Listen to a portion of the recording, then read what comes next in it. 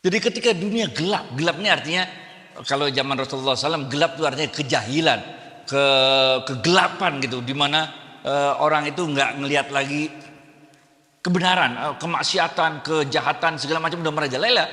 Nah, keberadaan para wali ini, mereka memantulkan cahaya Allah, mereka memberikan energi positif kepada orang-orang sekeliling, sehingga orang-orang sekeliling ini kemudian bersama-sama mempunyai kekuatan untuk melakukan amar ma'ruf nahi munkar. Nah, ini.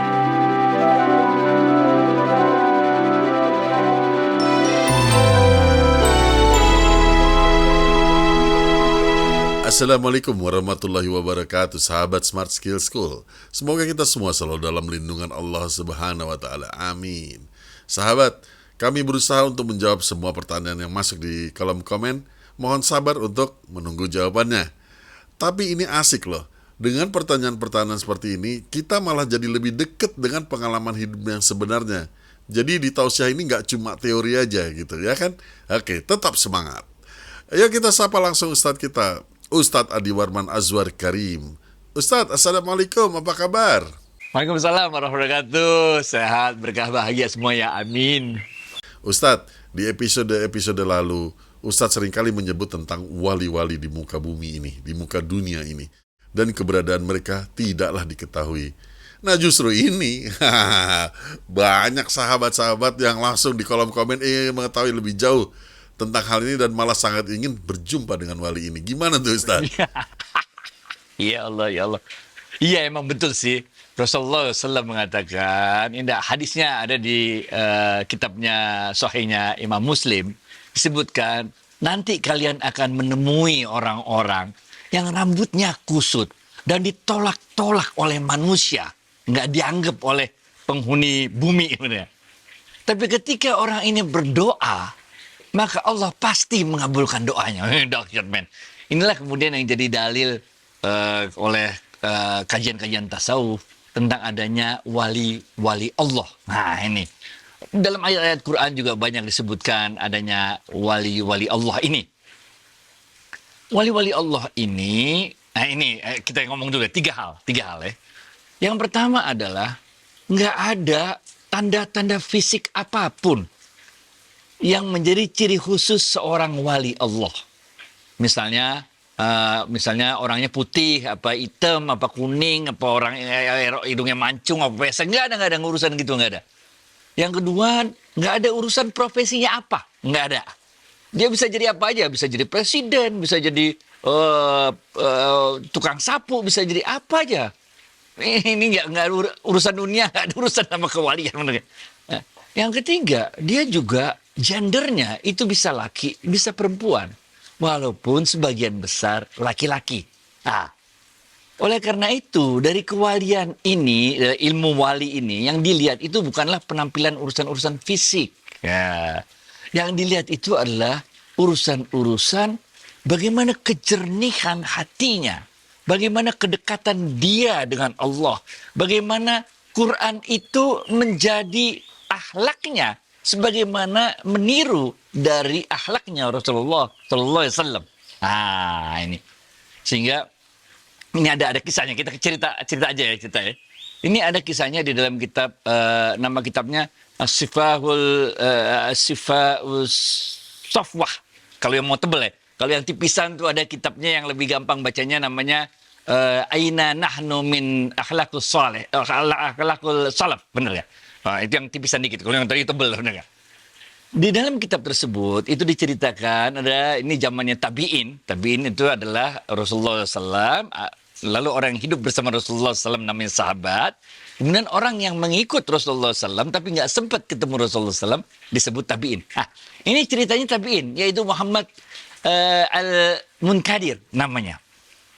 Waktu itu beliau bercerita bahwa terjadi kemarau panjang di kota Mekah, sehingga orang-orang kaum muslimin keluar sama-sama melakukan sholat minta hujan sama Allah. Tapi hujan gak turun-turun juga. Setelah lepas Isya, tahu-tahu ada orang yang datang, satu orang yang penampilannya biasa-biasa aja, nggak kelihatan orang ulama besar apa segala macam, biasa-biasa aja. Kemudian dia berdoa kepada Allah di salat biasa, salat 2 rakaat tahiyat masjid, kemudian dia doa kepada Allah. Apa doanya? Doanya mengatakan, wahai Allah, ini kaum muslimin di Mekah udah melakukan sholat, minta hujan kepadamu ya Allah. Tapi kok hujan nggak turun-turun, gitu. Dengan kebesaran namamu Allah, aku mohon turunkanlah hujan. Itu tangannya belum turun, hujan geruduk, bener ya? Sehingga orang yang di sebelahnya ini, Muhammad Al-Munkadir tadi, dia terkejut. Oh, ini orang dahsyat nih, siapa nih kayak begini modelnya nggak? Lebih terkejut lagi tabiin ini, ketika orang itu udah doa, tangannya belum turun, hujan udah turun, dia doa lagi sama Allah. Wahai Allah, siapakah aku? Apalah aku ini? Kenapa engkau langsung kabulkan doaku ini? Kata dia gitu. Sungguh aku berlindung padamu dengan namamu dan sebagainya. Habis itu orang tersebut ikutan dia lakukan sholat malam. Akhirnya kemudian sampai sholat subuh. Habis itu dia pulang ke rumah. Maka Muhammad Al-Munkadir ini dia penasaran. Dia ikutin orang tersebut. Dia cari tahu siapa segala macam. Sampai akhirnya Muhammad Al-Munkadir mengetahui identitas orang tersebut. Sejak saat diketahui identitas orang tersebut hilang, pindah dari tempat itu, nggak mau lagi ketemu. Ini ciri-cirinya wali. Ini namanya wali yang tersembunyi. Wali itu nggak pernah mau ketahuan kalau dia wali. Itu sebabnya tadi kalau dari segi fisik susah, kita mau tahunya susah. Okay. Tapi bisa kita rasakan. Nah, benar ya. Apa yang bisa kita rasakan kalau kita lagi dekat dengan wali itu? Pertama, kita merasa nyaman. Enak aja kalau dek dia tuh enak gitu, bawaannya enak. Yang kedua, kita merasakan adanya cahaya. Ini cahaya bukan kayak lampu gitu, bukan. Tapi gimana cara nerangin ya? Pikir-pikir sendiri ya. Tapi terasa mukanya itu bercahaya gitu. Karena itu terimbas apa terpantul nurnya Allah itu terpantul dari hatinya. Sehingga kita ngerasanya pertama kita nyaman, kedua orang ini kok kayaknya bawaannya tuh memberikan, kalau bahasa kita lah ya, energi positif gitu loh. Kalau bahasa agamanya namanya nurullah, cahayanya Allah. Cahayanya Allah tuh kalau bahasa sekarang namanya energi positif tuh. Kayak dapat energi positif aja kalau sama orang itu tuh. Ngomongnya yang ketiga, kalau ngomongnya itu nggak pernah ngomong yang sia-sia, yang membuat kita, kan kalau ada orang yang kalau kita ngomong ya kalau dia ngomong tuh nggak enak aja. Kalau nggak ngeluh, ngomongin orang, apa. Kalau ini nggak. Ini ngomongnya sekali-sekali, tapi sekali-sekali menghujam. Lagunya Tompi itu. Menghujam jantungku gitu loh. Ngomongnya sebentar sedikit-sedikit, tapi pek gitu loh. Nah, kalau kita bahas, atau ntar lah, back to you dulu, Fit. Loh kok back to me? Lagi seru juga. Terus aja Ustaz, apa ciri-ciri lebih dalam para wali ini Ustaz? Iya, pokoknya wali itu dia kagak mau ketahuan. Kalau ketahuan dia kabur. Karena dia ini memang kalau kita bahas ini emang lebih dalam dikit ya, lebih dalam dikit. Ini ada ya dalam kitab Mafahirul Aliyah. Nah, dalam kitab Mafahirul Aliyah ini disebutkan ada 2 kecirian atau 2 perilaku para wali-wali yang tersembunyi ini. Dibagi menjadi 2. Yang pertama adalah perilaku lahiriahnya. Perilaku lahiriahnya ada 4. Ini sebetulnya ilmu dasar kita dalam bicara tarekat nih. Yang pertama, mereka itu sedikit makan, atau kita bilang banyak puasa lah. Lebih tepatnya bukan sedikit makan, tapi banyak puasa. Ada juga wali yang gendut. Tapi dia tetap aja banyak puasa, bener ya? Jadi pokoknya ciri fisik nggak jadi patokan. Jadi bisa kurus, bisa gendut, bisa apa, bener ya? Tapi dia itu banyak puasa. Yang kedua, dia itu banyak melakukan sholat malam. Nah, ini juga, jadi kalau namanya juga sholat rahasia, jadi kita sebetulnya nggak tahu juga ini dia kayak apa. Yang ketiga adalah dia banyak melakukan keutamaan. Mengutamakan yang wajib, kemudian diikuti dengan yang sunnah. Nah, jadi yang sunnah-sunnah itu diikutin juga. Dia cinta banget sama Rasul. Sehingga sunnah-sunnahnya Rasul diikutin. Bukan sekedar sunnah-sunnah yang sifatnya fisik, apa makan pakai 3 jari segala macam, bukan. Tapi sunnah-sunnah yang sifatnya kebesaran hati, kejernihan hati dan sebagainya itu. Yang keempat itu adalah mereka ini sebagaimana juga Rasulullah SAW ini banyak melakukan munajat mohon ampun kepada Allah sebelum fajar. Nah, ini ciri-ciri dari lahiriah wali-wali yang tersembunyi tersebut. Dari 4 ciri ini yang bisa kita ketahui apa coba, benar nggak? Banyak puasa, kadang kan dia kalau puasa nggak ketahuan juga, benar nggak? Ya kecuali kalau beberapa saat kita ketahuan lagi Senin Kamis apa segala macam, benar nggak? Banyak sholat malam gimana taunya? Ngomong dia di rumahnya terhasia lagi nggak ketahuan orang. Yang ketiga, gitu juga, benar nggak? Banyak kita tahu dia mendahulukan yang wajib, kemudian diikuti dengan sunnah-sunnah karena itu kan amalan-amalan pribadi seseorang. Dan begitu juga yang keempat, memohon ampun kepada Allah sebelum fajar. Dari mana kita tahunya? Kan udah susah tuh.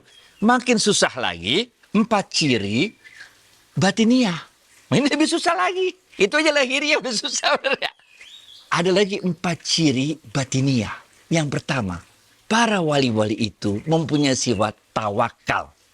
Tawakal ini sering diterjemahkan ke bahasa Indonesia, ke dalam bahasa Indonesia menjadi pasrah. Tapi sekarang di sini kita mau dalamin dikit ya. Tawakal adalah pasrah yang penuh perhitungan. Nah, contohnya gini.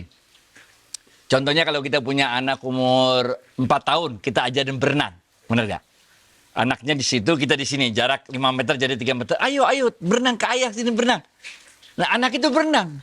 Dia tahu, kalaupun nanti dia nggak sampai, ayahnya pasti nangkepin dia. Benar gak? Jadi dia pasrah, pasti akan diselamatkan oleh ayahnya, tapi dia harus ikhtiar. Atau kayak anak kita belajar naik sepeda, ayo naik sepeda, bisa. Nanti kalau mau jatuh kita tangkepin lagi sepedanya, benar ya? Ini namanya tawakal. Faiza azamta fatawakkal 'ala Allah. Ikhtiar dulu sebaik-baiknya, baru kemudian pasrah kepada Allah. Para wali itu selalu punya sifat ini. Semua selalu melakukan ikhtiar terbaik, kemudian pasrah kepada Allah. Yang kedua, mereka bukan sekedar tawakal, tapi mereka masuk pada tingkatan pasrah yang kedua, yaitu tingkatan pasrah yang namanya taslim. Nah, apa itu taslim? Taslim ini ibaratnya anak bayi. Dia pasrah dah sama orang tuanya, mau diapain dah. Mau digantiin pampers kek, mau dikasih makan kek, mau disusuin kek, mau dipindahin tidurnya begini kek, begitu, pasrah dah. Kalau yang tadi ibaratnya pasrah anak yang udah bisa ikhtiar, yang ini taslim, pasrahnya anak bayi yang belum bisa ikhtiar apa-apa. Kemudian naik lagi pada pasrah tingkat 3. Ini namanya tafwid. Ini lain lagi. Ini kayak kepasrahan janin yang dalam perut ibunya. Terserah dah. Mau diajak jalan-jalan ke Bandung kek, mau diajak jalan-jalan ke Singapura kek, kemana kek. Dia udah menjadi satu tuh. Tapi dalam pengertian bukan kita menjadi satu sama Allah, bukan ya. Tapi keredoannya itu telah menjadi satu dengan keredoannya Allah, gitu kira-kira tuh. Dia menyerahkan semuanya kepada Allah. Dalam kitab Madarijus Salikin yang ditulis oleh Ibnu Qayyim, itu ada dikutip suratnya dari Sayyidina Umar bin Khattab kepada Abu Musa al-Ash'ari radhiyallahu anhu. Apa bunyinya? Umar bin Khattab mengatakan, sungguh semua kebaikan itu ada dalam keredoan. Kalau engkau sanggup, redoklah. Kalau engkau tidak sanggup, sabarlah. Ini udah top banget. Jadi udah kayak janin dalam perut. Mau dibawa kemana kayak, mau ngapain kayak, segala macam udah. Baru masuk yang keempat yang namanya thiqah. Thiqah ini adalah kita yakin seyakin-yakinnya, ini udah thiqah namanya, kepada Allah. Apapun yang terjadi, apakah itu keburukan, apakah itu kaum muslimin kalah perang atau nggak kalah perang, atau diapain kayak segala macam, udah thiqah aja lah, percayalah. Ini semua nggak bakal terjadi apapun kecuali dengan izinnya Allah. Makin susah kan nyari wali tersembunyi? Susah, men. Tapi kalau orang-orang ini biasanya wali-wali ini baru ketahuan ketika mereka telah meninggal dunia. Kecuali wali-wali yang luar biasa. Misalnya Umar bin Khattab radhiyallahu anhu. Itu wali besar, bos. Ketika gempa bumi itu diinjak buminya sama dia, diam katanya. Di atas semua ini ada Umar bin Khattab, sahabat Rasulullah. Berhenti gempanya, bener gak? Itu yang tadi bahas di hadis yang atas, benar nggak? Kalau mereka udah minta, kalau udah doa, itu pasti dikabulkan oleh Allah, benar. Jadi wali-wali ini biasanya ketahuannya nanti pas mereka telah meninggal dunia baru ketahuan. Oh, ternyata dia wali gitu. Tapi kalau masih hidup di dunia nggak ketahuan karena dia sama aja kayak orang biasa. Back to you, Fit. Paham Ustadz, paham. Nah, lantas apa sih fungsi para wali-wali ini di dunia nih Ustadz? Gawat. Jadi ketika Rasulullah SAW meninggal dunia, benar gak? Maka selesailah utusan Allah yang membawa agama ini kepada manusia. Oke. Kemudian Rasulullah SAW mewariskan hal tersebut kepada para ulama. Yang para ulama ini, para da'i itu ulama, kemudian ada da'i yang menyebarkan agama ini ke semua orang. Ini supaya orang itu faham, mengenal Allah, mengenal Islam. Tapi ada sisi lain dari Rasulullah SAW, yaitu sisi kebersihan hatinya, sisi keikhlasannya, sisi keredoannya, sisi itu tuh batiniahnya Rasulullah SAW. Nah, inilah yang dibawa oleh para wali-wali tersebut. Itu nanti ada 8 tingkatannya, ada bahkan itu ada yang jagain 4 penjuru angin segala macam tuh. Jadi ini wali-wali Allah ini adalah namanya juga wali, bener gak? Kayak wali murid, wali itu kan.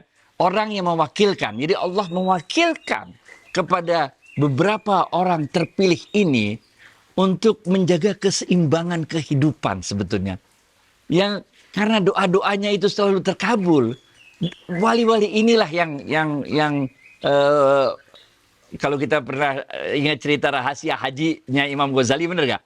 Satu orang aja yang doa, wahai Allah terimalah haji kami, semuanya keterima hajinya, bener gak? Walaupun yang lain hajinya macam-macam, bener gak? Jadi fungsinya wali itu adalah mereka menjaga keseimbangan dari kehidupan ini untuk memastikan bahwa kalimatul haq la ilaha illallah akan terus ditegakkan di muka bumi ini. La ilaha illallah. Semoga terus berkumandang di muka bumi. Dahsyat Ustadz. Nah, kita jawab sahabat bertanya, Ustadz, apakah boleh setelah sholat hanya baca tawasul, mengirim doa-doa Al-Fatihah saja Ustadz? Karena saya belum hafal doa-doa lainnya. Boleh lah, keren men. Al-Fatihah mantep bos. Itu adalah 7 surat yang diulang-ulang kata Allah dalam Quran. Bacain Al-Fatihah macam-macam lah. Ya kita bisanya baca Al-Fatihah. Kirim buat orang tua kita, kirim buat macam-macam. Boleh banget, boleh banget. Mau doa pakai bahasa Indonesia juga boleh banget, boleh banget. Itu luar biasa. Itu kan dalam Al-Quran, itu disebut sudah di surat Al-Baqarah ada, surat lupa nama surat satu lagi lah. Tapi isinya, ud'uni astajib lakum. Siapa-siapa yang berdoalah padaku, maka akan aku kabulkan. Jadi habis sholat ya kita kirim-kirim, kita bacain doa ke semuanya insya Allah. Baik Ustadz. Nah, sahabat kita yang satu ini belum pede kalau disuruh jadi imam. Jadi dia selalu paling takut kalau lagi sholat bahunya ditepuk orang. Iya. Kalau bisa dia ngeles nih kayaknya kalau ditepuk. Saya jadi ini bercanda ada bagaimana? Karena dulu beneran nih, ini cerita beneran nih. Ada orang yang belum biasa sholat gitu kan, jadi dia belum tahu tata caranya kalau orang mau jadi imam tepuk. Jadi waktu dia sholat dia tepuk, apa sih tepuk-tepuk? Kacau. Oke, jadi kalau kita lagi sholat, kemudian ada orang mau ikutan sholat sama kita, dan kebetulan sama sholatnya, sholat asar dengan asar, zuhur dengan zuhur, dan sebagainya, ya kita jadi imam lah. Nah, tinggal timbang Allahu Akbar doang, nggak susah kan, bener nggak? Tapi kalau kita lagi sholat sunnah, oke, kemudian dia ikutan tepok sini, kan keliru. Om kita lagi sunnah qobliyah, belum sholat zuhurnya atau belum sholat asarnya.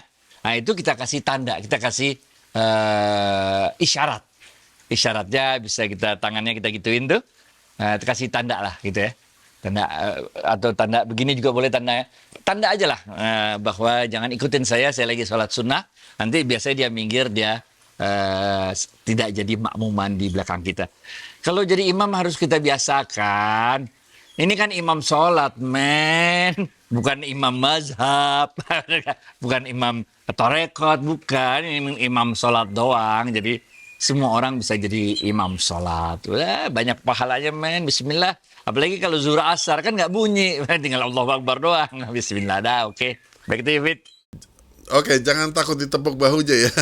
Oke, terakhir Ustadz, sahabat kita ini menanyakan bagaimana secara tasawuf seorang anak yang hanya memberikan, yang ingin sebenarnya memberikan amal jariah pada orang tua, yaitu ibunya yang kini sudah uzur, butuh perhatian. Tapi sahabat kita ini tidak serumah, jauh bekerja sendiri mencari nafkah, dan hanya sesekali bisa menjenguk, juga hanya bisa menelpon sesekali. Mohon pencerahan Ustadz biar hatinya tenang. Oke, jadi ada orang tuanya udah uzur, tapi dia nggak bisa berbakti dengan cara mendampingi bareng-bareng hidup sama ibunya gitu kan? Karena dia mesti tugas di lain kota mungkin, atau di tempat yang jauh, sehingga paling dia telepon sekali-sekali atau segala macam. Ini nggak apa-apa, masing-masing orang ada jalan hidupnya, masing-masing orang punya skenario hidupnya. Kita lakukan apa yang terbaik yang bisa kita lakukan. Satu telepon dari kita kepada orang tua kita itu udah luar biasa menyenangkan hati orang tua kita. Karena mereka kangen dengerin kita. Dulu waktu kita kecil, itu tiap hari men. Malam-malam aja kita godain orang tua kita bangun, bener gak? Karena orang tua kita itu tiap hari dulu dengerin suara kita. Bahkan tiap jam kali. Tadi saya baru makan siang sama cucu-cucu kan. Waduh, namanya juga cucu. Baru dikasih makan, tidur, bangun, gitu. Namanya juga anak bayi. Bener. Jadi mereka kangen dengerin suara kita. Kayak yang tadinya tiap hari dengerin, sekarang jarang-jarang. Oleh karena itu, yang mereka butuhkan bukanlah kiriman uang dari kita. Bukan juga sering-sering pulang kampung. Karena orang tua kita juga tahu itu akan memberatkan kita, baik dari segi biaya dan sebagainya. Telepon udah cukup banget lah. Sering-sering kita nelfon, itu orang tua kita makin merasa bahwa mereka masih dianggap keberadaannya oleh kita. Lakukan sering-sering sebelum nanti kita menyesal. Tahu-tahu orang tua kita udah nggak ada, kita mau nelfon siapa men? Bakti sama orang tua. Ya itu karomah ibu ya Ustadz kalau nggak salah dulu ya. Maaf Ustadz, tadi saya kelupaan, ini kepikiran terus jadinya. Waktu Ustadz lagi jawab soal tentang para wali tadi, saya berandai-andai itu berapa buruknya sih keadaan dunia kalau wali itu nggak ada Ustadz. Iya, keberadaan wali itu. Kalau kita nonton film apa gitu ya benar ya, ada namanya kegelapan dunia hitam gitu. Di mana maksiat merajalela. Di mana setan-setan jin segala macam merajalela. Sehingga orang yang kebenaran ini, orang yang mau benar itu merasa menjadi minoritas. Nah, keberadaan wali itu menjadi lampu penerang. Karena mereka ialah yang memantulkan nurullah. Benar gak?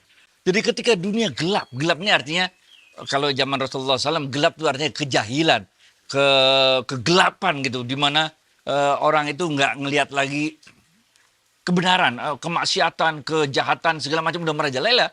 Nah keberadaan para wali ini, mereka memantulkan cahaya Allah. Mereka memberikan energi positif kepada orang-orang sekeliling. Sehingga orang-orang sekeliling ini kemudian bersama-sama mempunyai kekuatan untuk melakukan amar ma'ruf nahi mungkar. Nah ini. Sehingga kemudian dunia nanti berubah perlahan-lahan. Wali-wali ini bukan orang-orang yang pakai tangannya sendiri merubah dunia. Bukan. Tapi dia menyentuh hati-hati manusia. Sehingga makin banyak orang yang mendapat hidayah. Makin banyak orang yang mendekatkan diri kepada Allah. Kemudian ini menjadi suatu snowballing, suatu proses yang makin lama makin besar. Kemudian cahaya ini akan menghilangkan kegelapan. Habis gelap, terbitlah terang. Minaz zulumati ilan nur. Membawa dunia ini, kehidupan ini dari kegelapan menjadi dunia yang penuh terang benderang, penuh cahayanya Allah.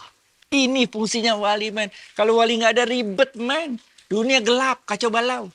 Cewek sama cewek, semua cowok sama cowok. Habis itu ada bayi dikorban ini makan organnya, kacau balau, men. Kacau. Udahlah kawin sama orang bosen, akhirnya kawin sama binatang. Udah kacau balau. Dengan adanya wali ini, maka ini dia menyebarkan energi positif, maka insya Allah. Insya Allah. Ustadz, terima kasih atas waktu dan tausiahnya. Assalamualaikum warahmatullahi wabarakatuh. Waalaikumsalam warahmatullahi wabarakatuh.